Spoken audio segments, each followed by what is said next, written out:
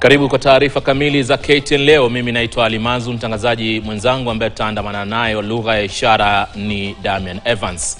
Siku chache baada ya wakulima kutoka eneo la kaskazini mwa bonde la Ufa kulalamikia uhaba wa mbolea nafuu ya serikali, mapema hii leo malori yenye magunia ya mbolea yalipakuliwa katika mabohari ya halmashauri ya nafaka na mazao nchini NCPB jijini Eldoret kule katika kaunti ya Uasin Gishu, huku wakulima katika kaunti jirani ya Nakuru wakiendelea kulalamikia uhaba huo.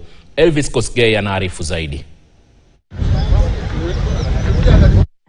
Akizungumza katika mabohari ya halmashauri ya nafaka na mazao, katibu katika Wizara ya Kilimo Dr. Paul Rono alisema tayari tani 20,000 ya mbolea zimefika humu nchini na serikali iko mbioni kusambaza mbele ya msimu wa upanzi.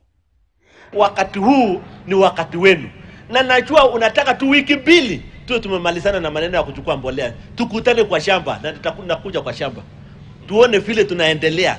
Nimesikia top dressing inatakikana urea inakuja kesho, kutoka kesho tutapata urea, iwe watu wenye wanataka urea wamepata urea.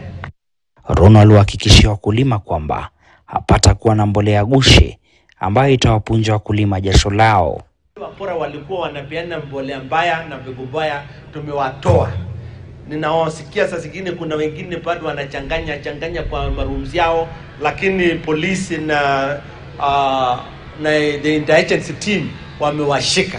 Tutahakikisha kwamba wale watu wanafanya hiyo tabia mbaya kuharibu mbolea na vile kuharibu mbegu, kupeana mbegu mbaya, hawa hawatapata nafasi wakati huu na wakati wa kuendelea mbele. Hii fertilizer si ati iko Eldoret kama vile wengine walikuwa nasema ati inaletwa Eldoret peke yake, inaletwa Uasin Gishu peke yake.